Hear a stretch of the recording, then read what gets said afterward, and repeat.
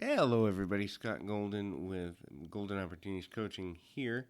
And welcome to those of you who are new. Welcome back to those of you seasoned veterans of what we do around here. What we do around here is we bring about a variety of spiritual, psychological, and coaching related topics for your listening pleasure. And hopefully, we bring some help to you. Today, we're going to talk about types of people to avoid, 8 of them specifically. These are individuals who engage in behaviors that will take you down an emotional road you probably don't want to go. That doesn't mean you can't have people in your life who do these things. It just means if you are in a sensitive space or in a space that's bothered or stressed out, in avoiding these types of people can be helpful. Please subscribe, like, comment if there's something we can do for you, if there's an audio you'd like to hear. But in any event, people who are insulting or extremely critical. These are individuals who ultimately have challenges within themselves. Maybe their self-esteem isn't where they'd like it to be. Maybe they are struggling with feelings of inferiority or difficulties with being seen the way they want to be socially. And so they are hypercritical of others and many people, including you. And if you're dealing with somebody who's that way for an extended period of time, you are going to begin to shut down emotionally no matter how strong you are. It doesn't necessarily mean that they are bad people, but it means that they have to get a different viewpoint to be beneficial to your life. The next group of folks is people who compete, people who are constantly in competition with themselves, with others, with you. So, in reality, from a spiritual perspective and a universal perspective, competition is an illusion because we are all created differently and unique, and we are all created to do something unique that only we can do within the planet. And so, to compete with another person is actually a fool's task because it's illusionary. Maybe you, quote, win, quote, for a moment, but you don't win long term because there's always someone better and always someone worse, better and worse being quantifiable terms. But another way to say it is another person that's further down a pathway to success, another person that's behind you in their pathway to success. There's always, no matter if you're a world leader, a sports star, a movie star, or just an average everyday person, there's always going to be someone at different points of the path, so competition is a complete waste of time and energy. The next is people that deal with their ego. So humility is important in every walk of life, especially when it comes to relationships, interpersonal dynamics. Doesn't necessarily mean that a person doesn't have the right to say, hey, I'm really proud of myself for A, B, C, or X, Y, Z. But a person that lives from their ego is constantly fishing for compliments to prove that they are, quote, good enough, quote, because they've done something, accomplished something, or in some way made a difference or change in the world. It is great when a person is proud of their own accomplishments, as long as it's tempered with, hey, I could still improve here, and I'm really proud of this, and I'm excited, and could you celebrate with me for a moment?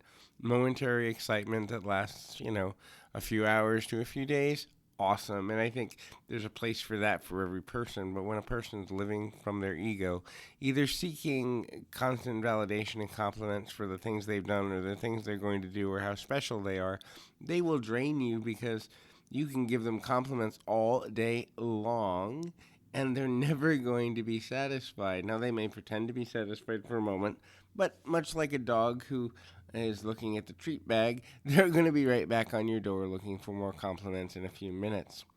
The next one is people who are judgmental.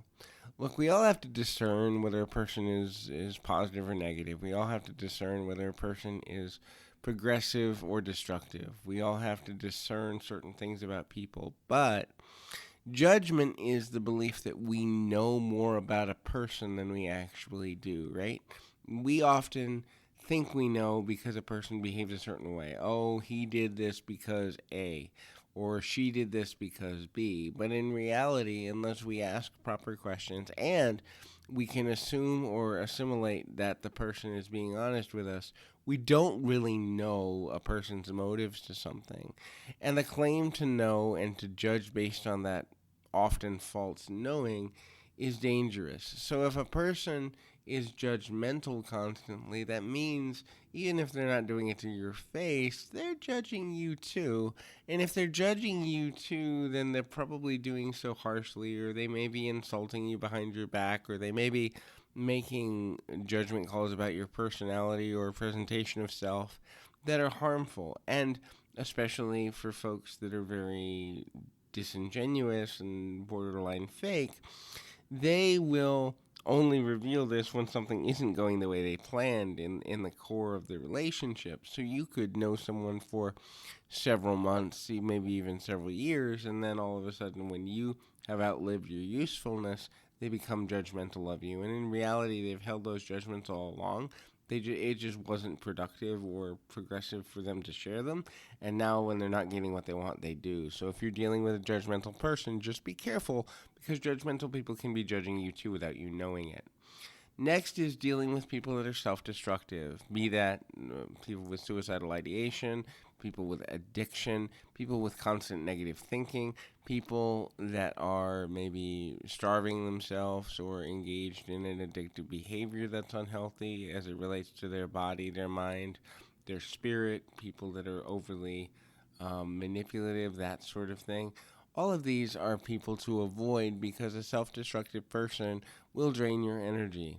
You may want to help them, you may want to serve them, you may even think you can save them by giving them another perspective.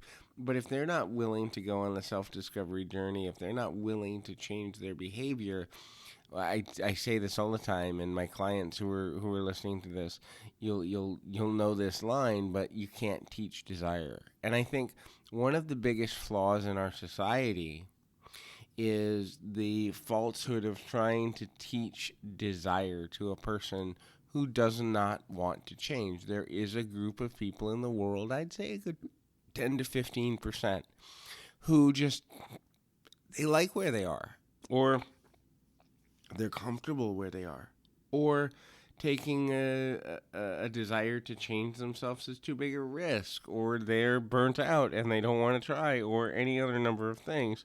Well, the problem is when a person doesn't want to change and we want them to change, we're actually in a battle with them in a way that ultimately becomes toxic to us and negative to us, because we care more about their outcome than they do, and that will always lead down a very dangerous emotional road.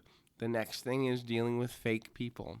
So a fake person is a person who's trying to manipulate from the place of trying to get something emotionally, mentally, financially, physically, sexually, any other number of ways.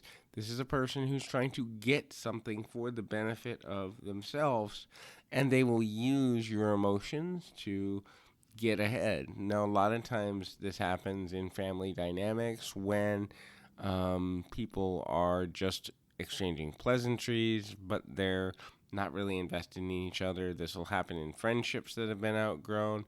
This will happen in workplace dynamics where you have to deal with a person, but you don't really like them, or their personality doesn't fit with you.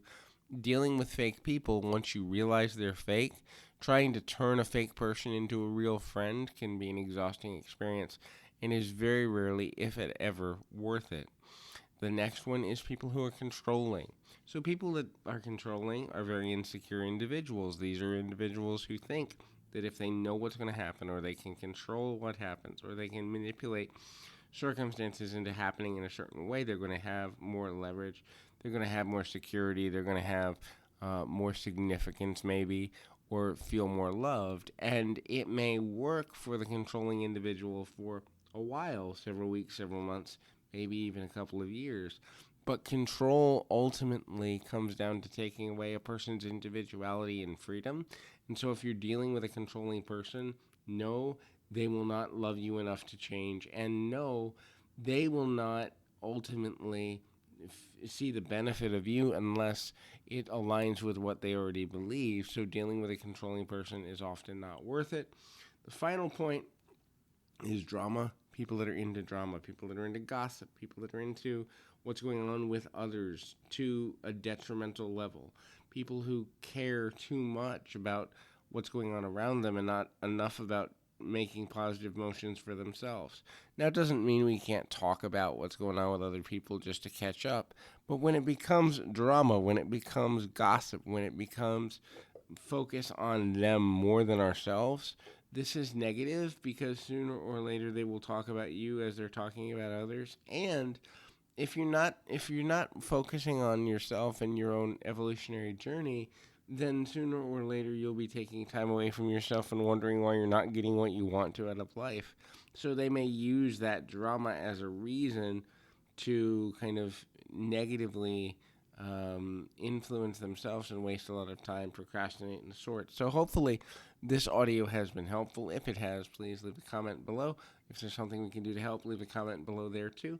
But until next time, keep your feet on the ground, your mind in the moment. Until next time, everybody.